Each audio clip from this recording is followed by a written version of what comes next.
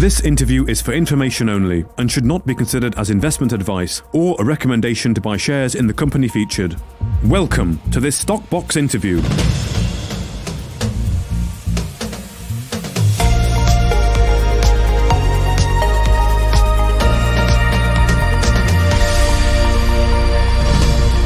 Joining us today is Paul Johnson, the CEO of Power Metal Resources, following the release of the annual report. But before we get onto that, Paul, I want to bring you straight on to the share price, which is declining heavily recently. Does this concern you? Well, I suppose it should do. I'm the largest shareholder in the company at the moment. The honest answer is no, it doesn't really. I've been 10 years in this business in natural resources and public companies. And my focus all the way through running these companies is to build the business, to make them better than they were when I got involved, to build their assets up, to build their finances up, to build the potential to make discoveries. That's what we're doing with Pow. We're just cracking on with the job. It irks me like any shareholders when you see the price moving down, but I'm just long in the tooth now. I've done this so many times. It's a cyclical market. You make a lot of money in our market because it goes down a lot, puts you under pressure, and most people sell out. And of course, the best time to buy in a cyclical market is when everyone's miserable, and the best time to sell is when everyone's jubilant. Well, are you miserable now? It's a good question. Yeah, well, the more the misery, the higher the uplift that's going to come, and is probably around the corner. So, no, I'm very optimistic for the market. I don't run the market. I don't control the prices at the London Stock Exchange. I do run Power Metal Resources. I do have a fantastic team. We've got a great collection of assets and interests. We're pushing ahead at aggressive pace, and we're doing really our job. So that's what we're focused on. Okay. Can you think of any reason as to why it might be declining? We've spoken before about a large seller, but we believe that's sort of over now. What could be causing? Is it the worries, do you think, with what's going on, of course, in Russia and Ukraine? Yeah, well, the Canadian markets, from what I see, seem to be doing quite well in the junior resource space at the moment. And maybe that's because they're physically distanced, away from the conflicts and the difficulties in Ukraine. I think it's perhaps, another reason why the market in the UK has come under some pressure in the junior resource space. It is, of course, quite wrong because you see the prices of the precious and base metals firing up. And the strategic metals, energy metals, lithium, uranium, most of these metals, Power has significant interest in with the projects that we're developing. On days like today, when the nickel price is actually, I think it went to 6.6% higher at one point. The days when these juniors would normally, in a normalized market, be up 30, 40% if they've got a particular focus on nickel, which we have. Where do we find ourselves? Down 1 or 2% or flat, So our market is out of sync with reality. And whatever's causing that, and there will be many different factors, are making the market prices wrong. They're undervalued. They will go the other way because it's either that or the metal prices collapse, and it just does not look likely. In the likes of strategic commodities at the moment, there is a shortage of supply and there is a building demand. So I think we're in the right place. I think it's going to be a fabulous place, and I don't know how long it's going to take, but that's the other ingredient that you need, of course, if you're going to make money in our markets. Recognize the cyclicity, so the up and downs, buy in when everyone's miserable, sell when everyone's happy, and just have a little bit of patience along the way too. Okay. Well, let's take a quick look at the annual report then. Very lengthy as these things are. What should investors take away from it? Our annual report, in terms of what they call the front end, is longer than most. We have an intensely active business, as I said before, with a fantastic team, and we're doing some great work in 3 different continents with a business model that has the creation of value embedded within it, crystallization of value, alongside the focus on making major discoveries. Much of the time, these annual reports, because they're historic, so they're historical. They're looking back at a time in the past. In our case, it's for the year ended September 21. They hold interesting information, but it's perhaps not as relevant because we all live in a fast-moving world now, and you want information today rather than information from 5 or 6 months ago. But what the annual report does show is the intensity of activity. So in our reports, we've not gone with any waffle at the start. We've just gone straight in and given a summation of the operational activity in 2021. That's to the end of September for that year. And then we have to list down all what we call the post-balance sheet events. So the events after 30th of September up to the present date, we have to summarize them. And if you have a look through that, you'll see the work that we've been doing, the major material developments that have happened, and it will really bring you up to speed with where we are as a business. Alongside that, you can see some of the financials. Of course, again, financials are at the 30th of September. Don't worry, because with Power Metal, we release a quarterly report and we provide up-to-date information on finance, business progress, and all that kind of stuff. So I think really you can embolden your confidence by reading a good quality annual report. You can find out information about the company. You can give yourself a sense of where the company's going and what they're doing. But because it is a little dated, it's perhaps not quite as useful as keeping on top of the RNS and the quarterly reports in our case that we put out. Okay.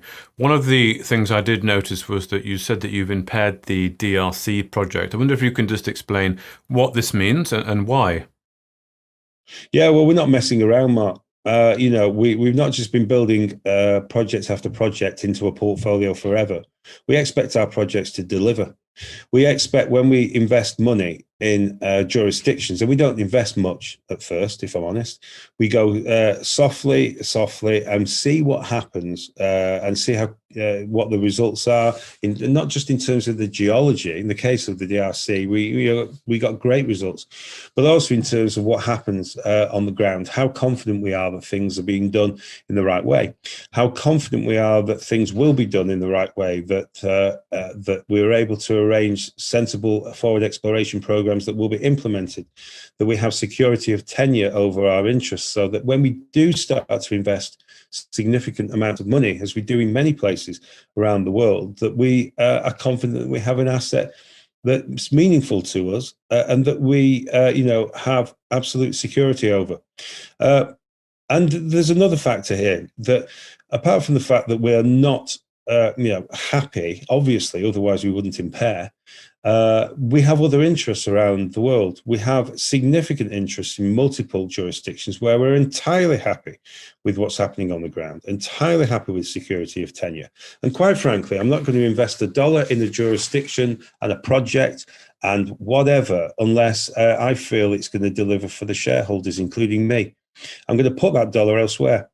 Now, we're not giving up on the DRC, but we are expectant of an improvement in certain areas. And if that happens, we will invest. And if that happens and it delivers, which it certainly can, then we have the ability to write back effectively, or to not cancel that impairment, but add that value back. And we would do at the right time.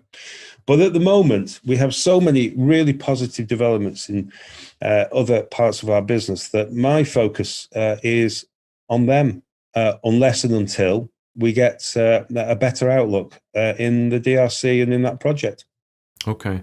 So you talk about positive developments, you talk about energy as well in the team. And another thing that was in the report was it said that Power Metals is an energetic hub of activity we believe to be uncommon in the junior resource space, and certainly to an extent it has not been previously experienced as a public company. And I also got this impression from Tristan when we spoke to him on the podcast. I wonder if you can perhaps give us a sense of that hub of activity and why you feel it's important. Just thinking as well to some of the adverts that Power put out, this powered by difference. You are setting yourself apart from the other players. Why is that important? And can you give me a sense of what that feels like on the ground? Well, yeah, I mean, it's quite easy. We are better than the vast majority of our peers by a country mile. We're not, one person in an office with no real infrastructure behind us, no real team, just pottering around and then turning up in London when we want to raise some money. We're way beyond that. We're a team of 9 or 10 people now. Obviously, within that team, some people are working on the spin-outs and their main focus is moving towards becoming, part of the spin-outs. But our team has been growing. Geology, accounting, business management, process management, environmental, all sorts of different elements to it. So great people, great working environment. We have we run it out of the office in Farnborough. And we do that because it's a good point for everyone to come to. And we have accessibility into London as and when required. We've got a vibrant buzz in the office all the time. There's on average, there's 6 or 7 people, 8 people in our office doing work. We're a proper business. And we've got 3 continents of operations, 14, 15 projects, a building balance sheet, as you can see from the results today. And that was in September. It's even bigger now. We've got some grand ambitions. We're investing quite heavily in our projects, but we're not doing so in a perilous manner. We've got a good underlying strong financial position. We've got people that will make oodles of money if they deliver through the options they have within this business and potentially spin-out businesses. If they don't deliver, they won't make much. They, a reasonable salary. But if they deliver, they can change their lives. But ironically, that's not the main driving force. It's just the desire to do a great job, to get involved and really fight, and to build this business in difficult market conditions, which I fully understand because that's how I feel. So we're like-minded individuals. You ask around, the companies that you interview, ask how many people are buzzing in their office on a daily basis. You don't want to, I know. You've got to be polite to people. Ask them how they control the working capital and how much of their annual working capital is deployed on projects, exploration and corporate activity related to the projects. Ask them how many hours they work. Oh, my life. The number of people I ring up at 7, 8 o'clock at night when we're still firing away and they've long since disappeared off to the pub. I can't hear them because of the noise in the background. We're different. I want to build this business to a massive scale. Okay, at the moment, our market cap, I think, is about 17, 18 million. We're only fractionally above a number of other companies in our markets who have single jurisdiction focus, whose asset base is smaller than ours. And yet our market cap is almost the same as theirs. And we have 14, 15 project packages. So my job is to complete, to make sure we keep going with the communications. If you want to see the buzz and energy in the office, any shareholder, any investor, come down here. You're welcome anytime. And we got nothing to hide. You can see, our office, and you can see and speak to the people. You can go out for a coffee, Farnborough down the road in Starbucks, and have a chat with any member of the team that you like. It's no issue. Okay. Well, I just want to finish on a question that we received. We put out a tweet saying that we were going to be chatting, and someone asked a question, and it would love to know if the recent geopolitical environment leading to nations around the world striving to secure their supply chains has led to a review of listing destinations for the spinouts to maximize exposure and therefore value creation for Power. We still think London is the primary listing destination. Now, at the moment, Canada's firing up much more than London. London's massively subdued, despite the fact that metal prices are flying through the roof, which is absurd, but is a typical timing issue. You do tend to get that a bit more in London with the market maker system, to be honest. Kind of squeeze the final dregs of sentiment out of people before it fires up big time. We do tend to undervalue, more dramatically in the UK market. Then we overvalue as well because of the same principles. We feel our market is the best market to list them. You're also up against less competition. If you go to Australia, you go to Canada, there are so many vehicles there. Hundreds in Australia, thousands in Canada, that kind of magnitude. In the UK, how many serious resource companies? not that many, but resource companies, 100, say. Most commodities, most jurisdictions, you find limited choice, in some cases almost no choice, to invest in a particular commodity group or a jurisdiction opportunity. So we think there's loads of gaps to be filled. There's loads of money available for the right kind of propositions. We've got some beauties in our portfolio. With Pilot Mountain as part of Golden Metal Resources. Tungsten reaffirmed on the critical minerals list from the US Geological Survey last week, or this week, I can't remember. Everything, time flies at the moment. And you have President Biden coming out confirming they need to invest in projects that are delivering homeland security and critical minerals into the United States. What better than a project with the largest established tungsten resource in the United States? No primary mined production of tungsten. Secondary production recycling, well, not a great opportunity to generate much tungsten there.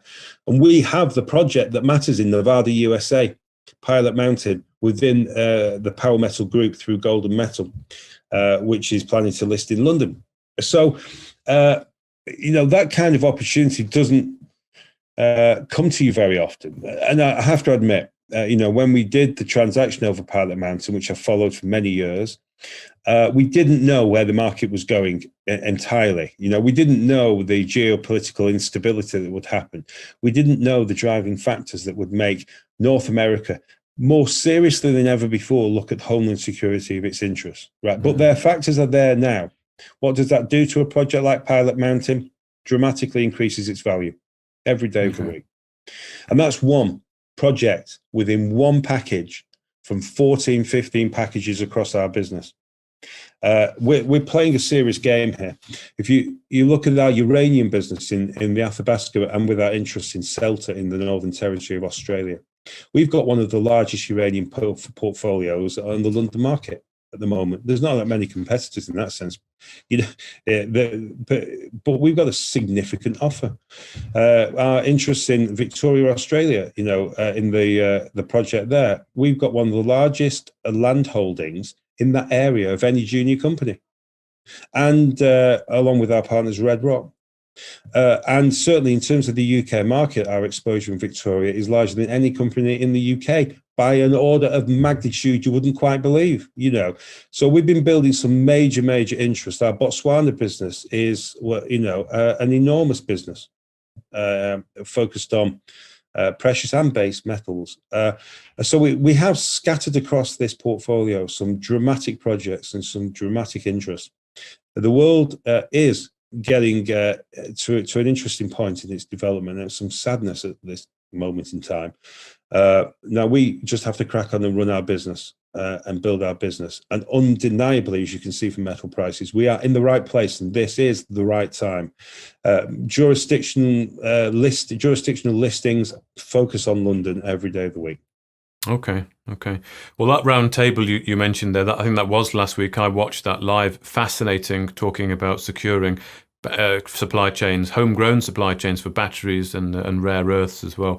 If you want to get bullish on mining exploration, it's worth watching that. And I think I linked that on my Twitter profile for anyone who wants to see that. It's worth a watch. A dual listing, Paul, do you think it's worth it? OTCQB, maybe? We keep there's a lot of talk about dual listings. Yeah, OTCQB, we've looked at that, and I suppose you could say we are looking at that.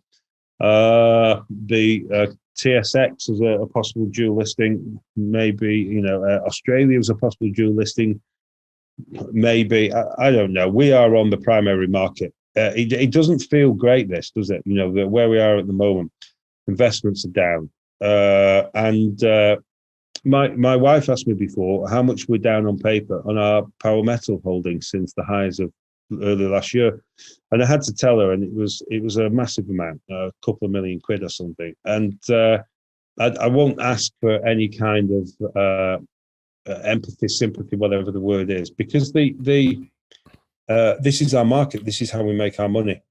When it's worth 25 million quid, that position, then that will be because we hung around in the space, built the business, and did our job, and that's all we're doing. You can over dilute yourself. If you go into other markets, you have to make sure you market into them as well. And you have to have half an eye on them all the time. I need to keep my focus. We've done that with power all the way through. My time is power all the time. I don't have any other interests that I'm pursuing. Because I think this is a golden opportunity in our space, in our time, in natural resources. This vehicle is unique. It's been built with the most powerful collection of business interests I've ever seen in one company. Shareholders who buy this company buy 14 packages, in fantastic jurisdictions on the where we're pushing ahead at pace almost entirely across the board. And I think we've got to be careful about doing things that can divert our attention away from that central focus of the company. So perhaps possibly in the future, but for now it's a London focus. Okay. Well, Paul Johnson, the CEO of Power Metal Resources, thank you very much for your time. Thank you very much, Mark. If you enjoyed this interview, then give us a thumbs up, a like or a retweet.